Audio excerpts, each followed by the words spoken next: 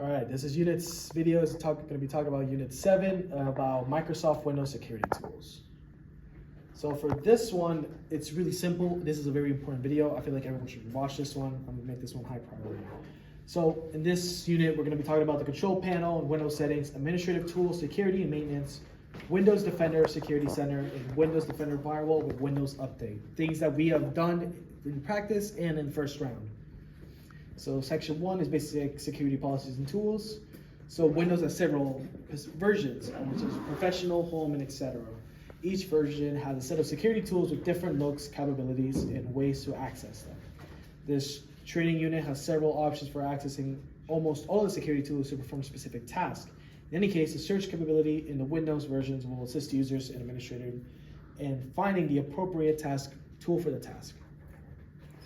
So Windows have several components within groups of security and administrative tools. You must be an admin or administrator to use most of these tools, which some of the components are Windows Settings, Control Panel, and Microsoft Management Console, MMS for advanced settings. So that's what the Control Panel looks like. That's what the MMS looks like. MMC. Oh, MMC. What is it? MMS? All right. We've used Control Panel for the past couple of rounds, but I'm not sure about the MMC, but we will get into that once next week. Okay. Dear me. Windows 10 has a search bar that can bring up anything that you want in your system. You can only use the search bar to find any of these upcoming areas if you don't know the direct path. So you can basically search in there, like I said, click the Windows button and essentially type in there the control panel, settings, or stuff like that. And it'll search it up in your computer. Where many of the basic system changes and configurations can be set within a Windows 10 operating system is a little different depending on the version that it's operating with. So depending on the system that we might use for the rounds, it could either look, when you pull up the Windows bar, it could look on the side right here with your profile, docs, pictures, settings, and the power button. That is where the settings might be with the bar. And maybe when you click on it, it could look, or just right clicking on the thing, it can just take you down here to the settings. Control panel resides in the Windows 10, is more robust than settings. If you do not see that in your start menu, you may search for it. Search may be used to find most configurations and security tools within the Windows. So like I said, you can just right click it. You can look at it underneath right here, the control panel, or searching it up, and boom, that's what it's supposed to look like. If it's not look like that, then you're on the wrong thing. Control security settings on a computer within a network. So for you to check out what was it again? Yeah, your settings within your computer. You can go to control panels, administrative tools to local security policy, or search the administrative tools to local security policy. But I recommend doing the first one if you have no idea how to do the second one. Oh dear. So modify policies to require users to strong passwords. This is one of the tasks that they gave us for the rounds, for practice and for first round, which was to, it didn't tell us, but we had to do it either way, which was to make a longer password. So for example, once you go to the password policies, so click on account policies and password policies, here's what you need to know, which is the password history, maximum, minimum, the length, and the complexity with the reversible encryption. I'm not sure that we're going to be doing much with the reversible encryption. Mostly we're going to be basing off is the maximum, minimum, and length, which is just the maximum age, the minimum age, and then the minimum password length. So recommended is basically 5 passwords remembered, 90 days, which is the max, and 30 for admins. Oh, I'm dumb. 90 days is for basic users, and then 30 days is for admins. 10 to 30 days, which is the minimum password age, with 10 characters, but we do 12 due to the fact that it's a lot longer and it's a lot safer.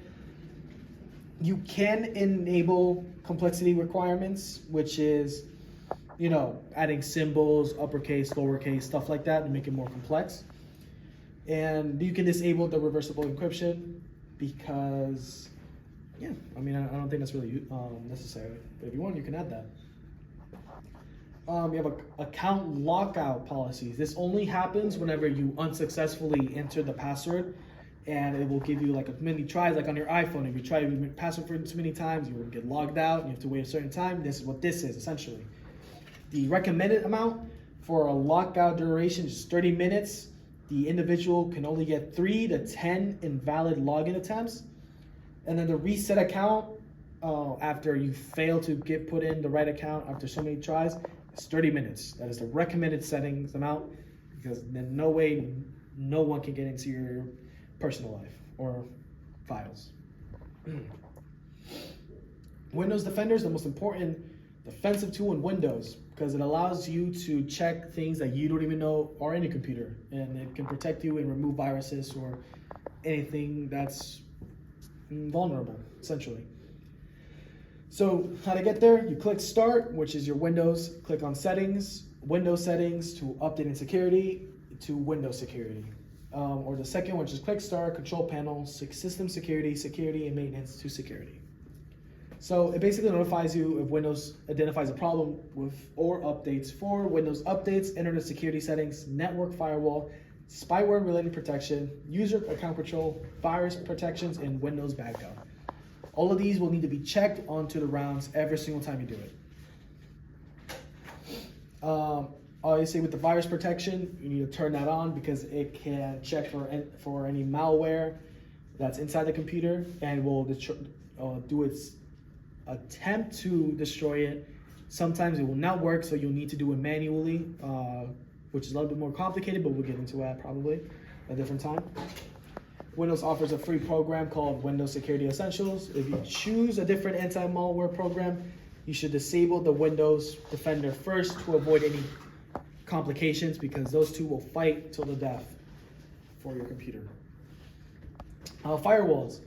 Reject or allow data packets through to users' base or custom settings. These are super useful because without a firewall, if you connect to the Wi-Fi, and let's say at a Starbucks, and someone tries to send you a file through the internet and you don't have your firewall on, well, go back to whatever device you're using, because it could be really messed up afterwards.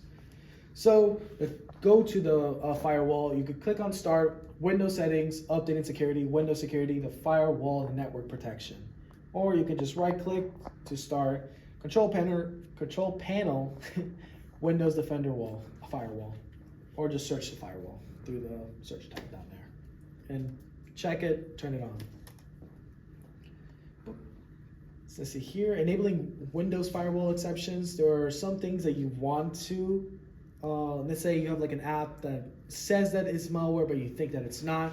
You can enable it to bypass the firewall, so it has special permissions in order to not be brought up again, so you don't have to do all the other nonsense settings to, use it. To do that, click on Start, Windows Settings, Update Security, Windows Security to Firewall and Network Protections, or just Control Panels, System Security, and Windows Defender Firewall. Enabling the exceptions for each network type, you can customize whether you want the programs to be allowed through. It is much safer to only allow certain programs through your firewall than to entire port to traffic. Ports are numbers that identifies one side of the connection between two computers. So as you can see here, this guy has a 3D builder, which is basically just an application that allows you to build, houses or whatnot, whatever you want to build. So it allows it to go through both private, and public, so outside Wi-Fi to home Wi-Fi. Common exceptions, core regulation, which is basically regular Microsoft Windows services that receive data from the internet. If you do not enable this exception across all 3 types of networks, some Microsoft services and programs will not run properly. File and printer sharing allows you to share contents from selected folders and locally attach printers with other computers. Remote assistance allows a user to temporarily remote control other Windows computer over a network or the internet to resolve issues. There are some scammers out there that will try to make you download an app through Windows that will basically do this with remote assistance. So it'll basically they'll have basic control of everything, and you cannot do anything about it unless you tell them to stop or shut down your computer, I believe. I'm not sure. I don't do that. Or remote desktop, which allows users to access their accounts and files remotely, which works well with both of these two. And UPnP framework, which is the universal plug and play, allows devices to connect to and automatically establish working configurations with other devices on the same network. So think about, let's say, your iPhone connected to your MacBook. Essentially, they both share the same files, messages, and calls. So they're both in sync with everything. So that is what I would connect that to with the plug and play universal.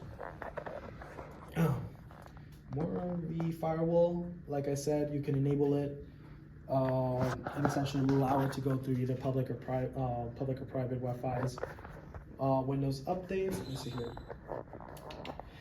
Prevent or fix known problems in the Windows software or improve user experience, and that's what the Windows update is about, and it should be installed regularly. I'm not too sure if to avoid missing updates, allow Windows Update to check for them daily and install them automatically. For us, I'm not sure we're allowed to update the system that they gave us because I don't know whether we'll mess something up or it won't work properly afterwards. So, once I get more information about how that works, I will keep you guys updated. Section 2, which is account management. You have obviously two different types of accounts, admins and users. So basically you have the IT people, higher ups, access to everything. Well, the users only have some permissions to check stuff. But these guys can be either domain accounts or local accounts. Local accounts is the stuff that we use. Domain accounts are people that have accounts. So let's say like a Microsoft account, just put their account in, that's a domain account. While local accounts are just accounts already built into the computer. All right. The MMC, the Windows component that allows administrators to make group and detailed security settings in the Microsoft Management Console, or MMC. MMC can be found by search. It cannot be accessed through Windows settings or control panel. MMC allows users to be made to settings to be made to user and group permissions. Snap-ins are the tools that the MMC access to making settings. Snap-ins must be opened in the MMC. They do not automatically appear when MMC is executed, which means opened and being run. So to access the MMC, go to the search bar, just type in MMC, click yes to allow changes to the computer. To access snap-ins within the MMC, click on File, Add/Remove Snap-ins. The following slide will show you how to control user access through the control panel and through the local users and group consoles. Other methods exist, but you can choose whichever you want to use based on your personal preference. So here you go, the Windows category accounts as user or administrator accounts that can be automatically applied to the relevant permissions and rights. Define a user's level by access by categorizing, right? Categorizing. Yeah, close enough. His or her account as a user or administrator. So you can see here, local users, click on add, and boom. So you select snap-ins right there. So set up a local users or group console, click on the start menu, search MMC, click yes to allow the users to change the computer. Click file, add snap/remove snap-in, select local users and groups, select add, select finish, and click OK. That's a lot of instructions for that. All right. Secure the built-in administrator account. So add a password. Hide the account by changing the name, essentially. Attackers will target known admin accounts because successfully infiltrating those accounts will give them advanced permissions and access to the entire network. So restrict use of the account. Use the properties menu to remove unnecessary accounts from the administrators group. So this is one of the ways that we can also delete accounts that aren't there. Unlike last time where we accidentally deleted Kakarot for some reason, because nobody decided to say anything until it was too late, we lost 10 points for that. So this is one way for us to figure out how to do that. We obviously did this at round 1 for Team A. I don't know anything about Team B, so this is going to be for you guys as well. So to restrict administrator group membership, you go to account setting or window settings, to accounts, to family and other, and click on the username. Then down here, it should bring a pop-up of the admin, which is a local account administrator. So you can make them a standard or administrator. Making them a standard would basically remove their access to basically the entire network and only do limited and restricted things.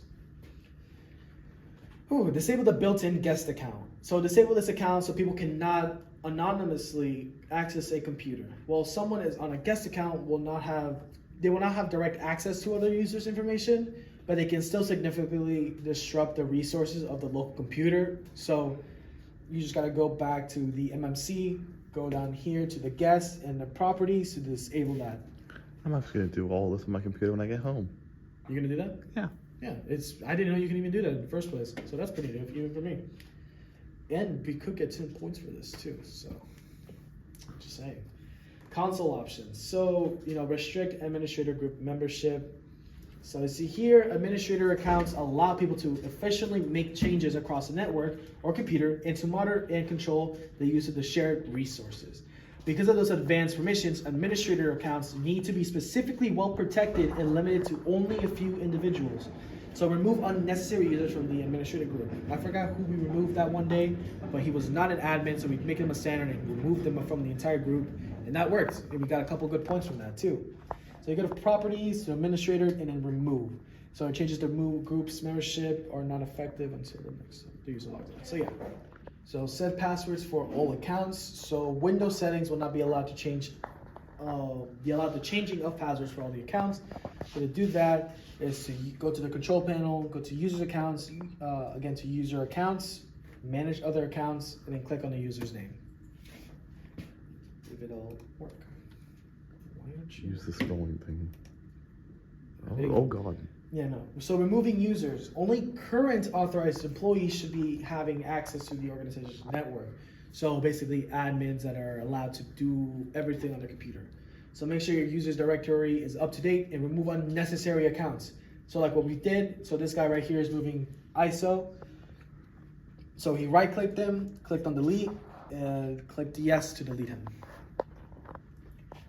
Again, with other removing users, you can also do this from the control panel. So go by Windows settings, accounts, family and other, click on username and click remove. So you can just do that as well, not just from the settings. Adding users, console options. So when adding new accounts, make sure to put the account in the right user group and add password to protect that new user's account.